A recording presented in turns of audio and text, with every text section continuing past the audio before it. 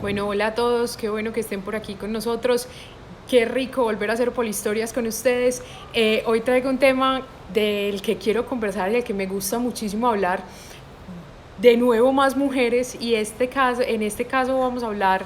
de tres mujeres, digamos de tres paradigmas de mujer que van a definir lo que es el concepto de lo femenino durante el medioevo. Entonces, digamos que este Polihistorias se llama Entre Evas, Marías y Magdalenas. Tres paradigmas de mujer que son bastante particulares y que van a definir la manera en cómo nos referimos a la mujer durante muchísimo tiempo y cómo desde ese occidente judeocristiano vamos digamos, a transformar la manera en que la mujer se relaciona con el mundo de acuerdo a estos tres paradigmas. Entonces vamos a empezar por Eva, que la hemos denominado la enemiga pública. Digamos que, como les venía contando, esa construcción conceptual de lo femenino, pues de las mujeres, que se va a construir durante la Edad Media, se va a realizar bajo estos tres pilares: Eva, María y Magdalena. Y la primera de ellas es la figura que conocemos de las escrituras, esa que está aliada con la serpiente, la que es la enemiga y causante de todas las desgracias de la humanidad, y bajo la figura de Eva,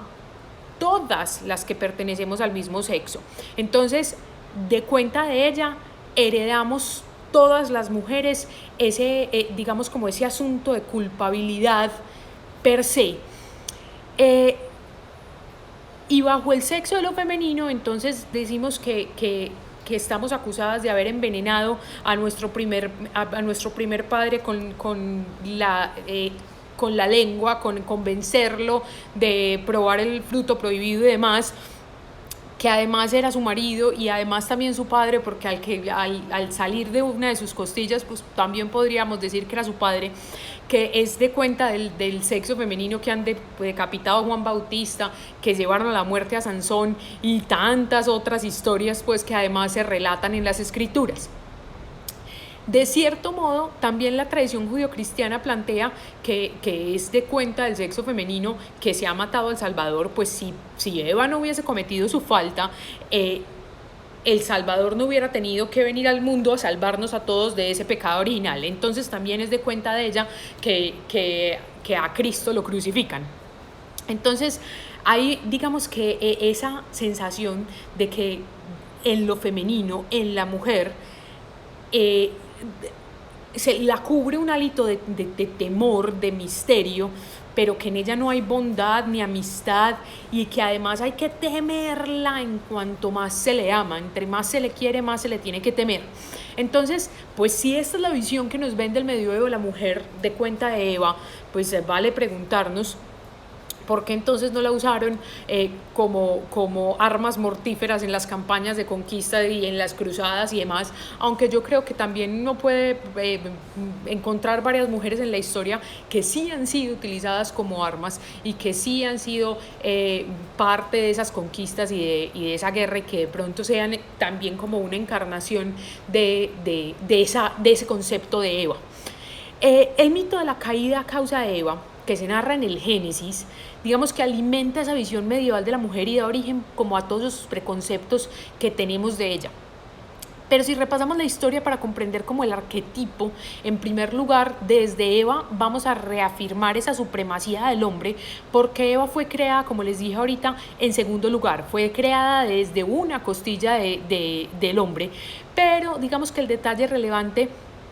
es que quien se deja de seducir por la serpiente, y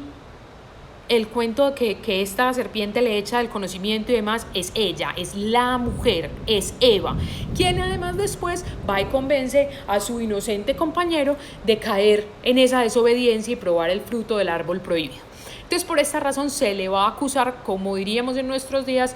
de concierto para delinquir, y va a caer sobre ella todas las maldiciones de Dios, de Yahvé en este caso, y se le va a condenar a unas cosas atroces y que vamos a heredar todos. La primera de ellas es que desde ese momento va a padecer dolores insoportables para traer a sus hijos al mundo. No quiero decirles lo que duele un parto, no tengo que mencionarlo mucho. Y segundo le va a decir que siempre va a estar subordinada y controlada por su marido, pero además de cuenta de Eva y de su caída en el pecado, vamos a estar condenados todos a tener que trabajar y a ganarnos el pan con el sudor de la frente. Entonces, de cuenta de Eva y de su caída y de haberse equivocado, todos, ustedes y yo, tenemos que trabajar todos los días para poder comer. Entonces, esa fue la condena que tronó en la voz de Yahvé, pero además de eso, desde todos los púlpitos de las iglesias en el medioevo, se les va a acusar a las mujeres y se les va a gritar a los cuatro vientos que todas ellas son Eva y que por eso están, digamos, entre comillas, malditas. Tertuliano, de hecho, que va a ser uno de los, por allá en el año 223, va a decir que la mujer es la puerta del diablo. Entonces, pues imagínense que esa figura de la portera va a ser supremamente relevante, porque va a venir del relato de la pasión según San Juan, que nos va a presentar a Eva como esa encargada de abrir o cerrar las puertas de la salvación, apareciendo muchísimo más en todos los relatos donde el final no precisamente va a ser la salvación. Entonces, ese trabajo que se le asigna a Eva la mantiene ahí como presente a través de los siglos durante toda la Edad Media, pero con el paso del tiempo va a aparecer un fenómeno muy interesante, y es que ella se va a volver como innombrable. O sea, ella va a estar siempre presente, pero su nombre no se va a mencionar, hasta que por allá en el siglo XIII esa parte oscura de Eva empieza como a disminuir y pues además va a ser declarada enemiga pública, porque ya no va a ser solamente digamos que la encarnación del pecado de la carne, que atenta contra el celibato de los monjes, de los curas, de todos los hombres de iglesia, sino que además se va a declarar enemiga pública. Todos los hombres deberían cuidarse de las Evas. Entonces, ahí va a estar prohibida para todos los hombres en la Edad Media, y va a haber un asunto muy particular con Eva, y es que en la Alta Edad Media Tomás de Aquino nos va a recordar que a la mujer solamente le está permitida la palabra privada, y el asunto con esto es que la voz femenina es digamos que ese recuento de la misma voz de Pandora, de la misma voz de las mujeres de la mitología grecorromana. La voz es de la mujer mortal, y por la voz entonces Eva hace caer a Adán en la tentación y demás. Entonces ese poder de la voz femenina, del cotorreo femenino, va a estar siempre presente durante la Edad Media y hasta nuestros días. Si vamos a pensar en cómo nos referimos nosotros también durante nuestros días a las mujeres, pues todavía andamos diciendo que son una mano de viejas chismosas. Uno no dice allá hay un montón de hombres echando rulo, no, es una mano de viejas chismosas, porque ese cotorreo, ese hablar permanente está siempre y todavía vinculado a la mujer desde el mismísimo relato y mito de la caída del Génesis. De la mano de Eva, la tradición judio-cristiana también nos va a traer y va a poner como en el índice el asunto de la belleza femenina. En ningún lado en las escrituras se habla de la belleza de Eva, pero uno como que da por hecho y da por sentado que son sus encantos femeninos también lo que le ayuda a que Adán caiga en la tentación. Entonces, tiene más sentido ese asunto de Tertuliano de que es la puerta del diablo. También tenemos que ver que ellos no fueron, como en el medioevo no van a ser los únicos en hablar desde los púlpitos, sino que también la pintura, y se van a encargar de traducir en imágenes todo ese asunto de la mujer relacionada con Eva, y de Eva con la serpiente y la serpiente con el diablo, y entonces vamos a empezar a ver figuras de mujeres que se convierten en serpientes, vamos a empezar a ver cabelleras largas de mujeres que entonces nos recuerdan a Eva pero que se transforman en serpientes, y entonces las mujeres empiezan a tener ahí como un asunto como de criaturas diabólicas y monstruosas. Entonces, aun cuando el papel de Eva va a representar esa mujer culpable del pecado original, de la misma manera que, como les dije, Pandora en la antigüedad, Eva va a representar también a la mujer como puerta de entrada VIP a los dominios del diablo, al pecado, sobre todo el de la carne, y en últimas, la razón por la cual la mujer debe ser custodiada, puesto que no es capaz de controlar sus deseos, su cuerpo y menos su lengua. Entonces, durante toda la Edad Media, el mal se va a identificar cada vez más con la carne, y la mujer pareciera estar siempre al acecho, y los clérigos van a estar ahí como alertas y para alejar del rebaño a esas lobas rapaces que van a ser Eva. Entonces se convierte en una figura que se le vende a las mujeres que todas somos Eva, pero entonces imagínense el problema tan grave que tiene la iglesia cuando entonces le está diciendo a todas las mujeres de la tierra que son Eva y que por ende están condenadas porque son pecadoras. Primer paradigma. Vamos a saltar al segundo, que creo que es un poquito más conocido, y es que el segundo paradigma va a ser María, la Virgen Madre, ¿cierto? Entonces, en el siglo XII, que es precisamente el siglo mariano, aparecen porque decimos que es el siglo mariano, pues porque en él aparecen las grandes catedrales dedicadas todas a Nuestra Señora, crece el fervor, a ella se le reza, se acude a ella, pero tengan en cuenta una cosa: alabar a María como virgen, como madre, no genera en absoluto ninguna conexión con sus demás congéneres. Sobre ellas no va a caer ni una gota de los honores que se le rinden a María, que es bendita entre todas las mujeres, que en cuanto virgen y madre de Cristo lo es todo salvo el símbolo de la mujer, porque es, digamos, que esa figura inalcanzable para las mujeres mortales. Entonces, María es la madre por excelencia, encarna todas las características de la perfección maternal, y por ella es a quien acudimos como indignos hijos y recurrimos a ahogar nuestra vergüenza y a lavar nuestras culpas. Todas las virtudes van a residir en la Virgen Madre, y ella va a ser cada vez más virgen y cada vez más madre. Entonces la iglesia la rodea de 4 dogmas sagrados. Las 4 dogmas que rodean a la Virgen María son la maternidad divina, es decir, ella es la madre de Dios, su virginidad, la Inmaculada Concepción y la Asunción.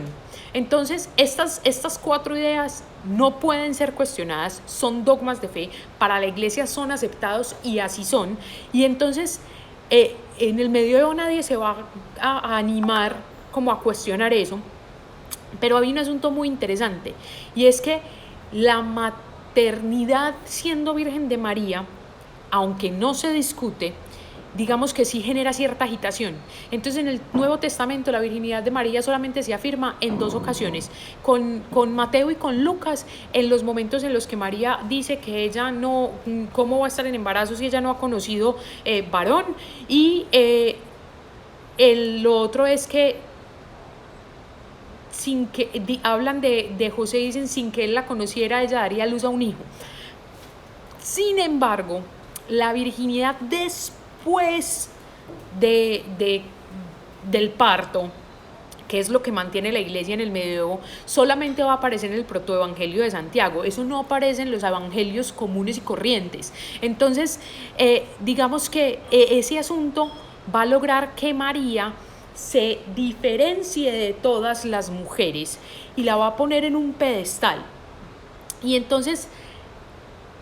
¿cómo hacemos para venderle a las mujeres ese ideal de María? Entonces están las que aún no han fallado y son vírgenes y no han caído en pecado, y ellas todavía tienen el chance de salvarse, pero no todas las mujeres pueden quedarse vírgenes, porque entonces la raza humana se acaba, la especie humana se acaba. Entonces, ¿qué hacemos con esas otras que sí